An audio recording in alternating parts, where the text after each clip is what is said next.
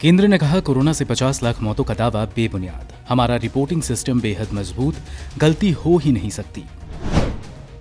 एजेंसियां अपना काम करती हैं, हम दखल नहीं देते। मीडिया पर आईटी रेट को लेकर बोले आईबी मंत्री अनुराग ठाकुर। सीएम पद से हटाए जाने की अटकलों के बीच बीएस येदियुरप्पा बोले, जो केंद्रीय नेतृत्व तय करेगा वो करूंगा। लोकसभा में पेगासस और कृषि बिल जैसे मुद्दों पर हंगामा, 3 बार स्थगित हुई कार्यवाही। टीएमसी बीजेपी सांसदों के बीच आई टकराव की नौबत, राज्यसभा की कार्यवाही शुक्रवार तक स्थगित। ओलंपिक शुरू होने से एक दिन पहले ही हटाए गए शो डायरेक्टर। और चीन ने विश्व स्वास्थ्य संगठन की कोरोना महामारी के जन्म के बारे में जांच की नई योजना को ठुकराया, जताई हैरानी।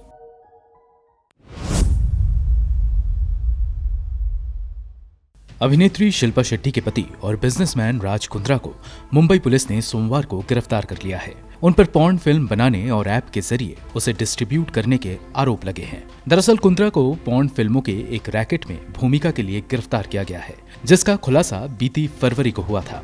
4 फरवरी को मुंबई पुलिस ने 5 लोगों को महिलाओं से जबरदस्ती अश्लील फिल्मों में काम कराने के आरोप में गिरफ्तार किया था। आरोप के मुताबिक ये लोग छोटे शहरों से आने वाली लड़कियों को वेब सीरीज में काम का झांसा देकर उनसे पॉर्न फिल्मों में काम कराते थे।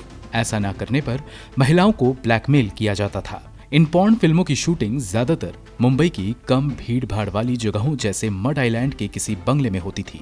एक बार फिल्म शूट होने के बाद आरोपी उन्हें ओटीटी प्लेटफॉर्म्स पर सब्सक्रिप्शन की पेशकश करते हुए मोबाइल ऐप पर अपलोड कर देते थे। यहाँ तक कि इससे जुड़ी एड भी सोशल मीडिया प्लेटफॉर्म्स पर दी जाती थी, जबकि भारत में पोर्नोग्राफी को अवैध करार दिया गया है। राज कुंद्रा का नाम इस रैकेट में तब आया जब पुलिस ने मामले की दोहरे सिरे से जांच करनी शुरू की।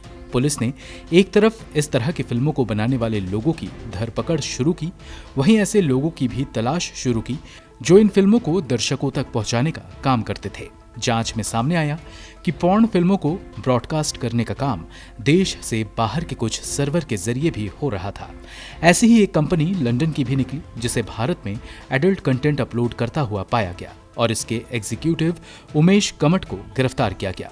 अधिकारियों का कहना है कि राज कुंद्रा का कमट और लंदन के इस प्रोडक्शन हाउस से कथित संबंध ही उनके लिए परेशानी की वजह बना है। कुंद्रा भले ही अब पॉर्न कंटेंट बनाने के आरोप में हिरासत में हो, लेकिन इससे पहले भी पोर्नोग्राफी समेत कई केस में उनका नाम आ चुका है। दरअसल महाराष्ट्र के साइबर सेल ने कई प्लेटफॉर्म्स के खिलाफ पॉर्न कंटेंट ब्रॉडकास्ट करने के लिए एफआईआर दर्ज की थी। इस केस की गाज भी कुंद्रा पर गिरी थी और उन्होंने मामले में संभावित हिरासत से पहले ही जमानत की अर्जी दाखिल कर दी थी, जिस पर कोर्ट अगले हफ्ते फैसला करेगा। साल 2013 में राज कुंद्रा पर उनके और शिल्पा शेट्टी की खरीदी आईपीएल टीम पर 3 सीजन में बैटिंग करने के आरोप लगे थे। हिंदुस्तान टाइम्स की 2013 की एक रिपोर्ट के मुताबिक कुंद्रा 7 बुकीज के संपर्क में थे। दिल्ली पुलिस ने उनसे घंटों तक पूछताछ की और फिर 2015 में उन्हें हमेशा के लिए सीरीज से बैन कर दिया गया। इसके बाद 2018 में राज पर अवैध बिटकॉइन ट्रेड करने के आरोप लगे। लाइवमिंट की रिपोर्ट में एक ईडी अधिकारी के हवाले से लिखा गया था कि प्रवर्तन निदेशालय ने राज से बिटकॉइन स्कैम में पूछताछ की थी। उनसे दाऊद इब्राहिम के लोगों के साथ एक रियल एस्टेट डील में भी जुड़े होने के लिए पूछताछ की जा चुकी है। ब्यूरो रिपोर्ट, गो न्यूज।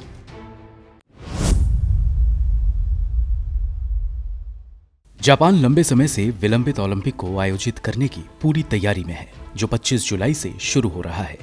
लेकिन इस बीच यहां कोरोना संक्रमण का मानो विस्फोट हो गया है और खिलाड़ियों के लिए सिर्फ महामारी से ही बचना नहीं, बल्कि यहां का बदलता मौसम भी चिंता का विषय है।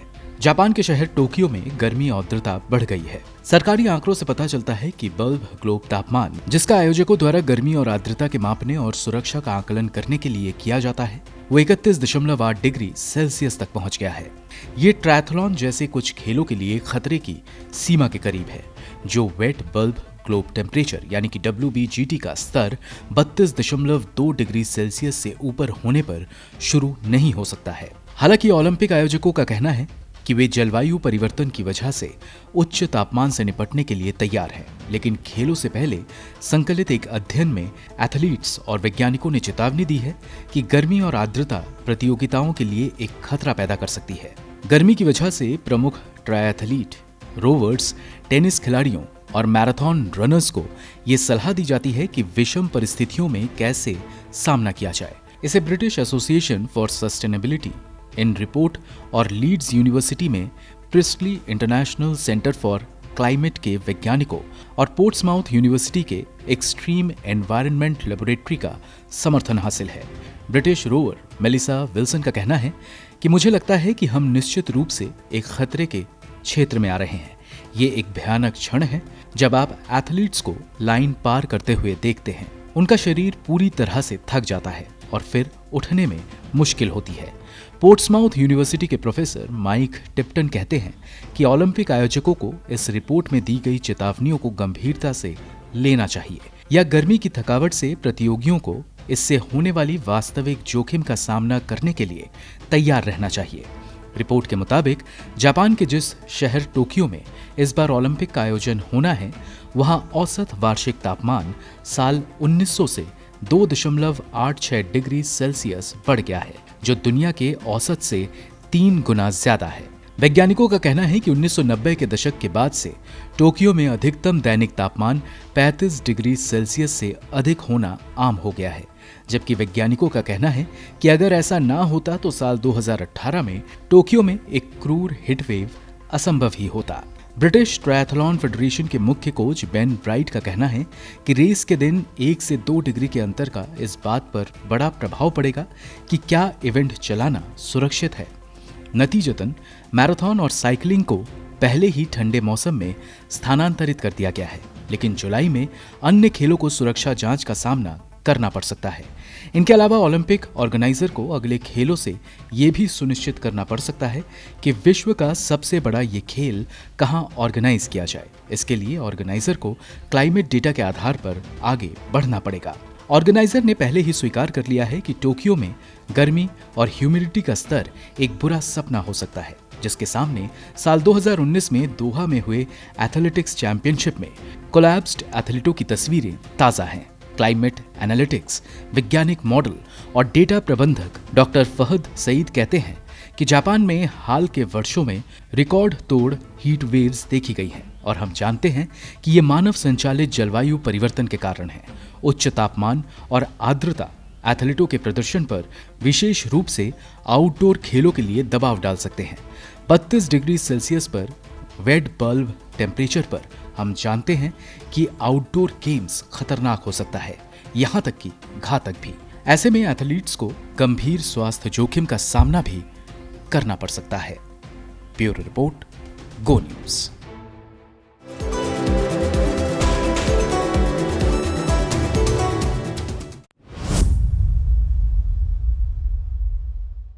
इजरायली कंपनी एनएसओ द्वारा बनाया हुआ स्पाईवेयर पेगासस एक बार फिर चर्चा में आ गया है।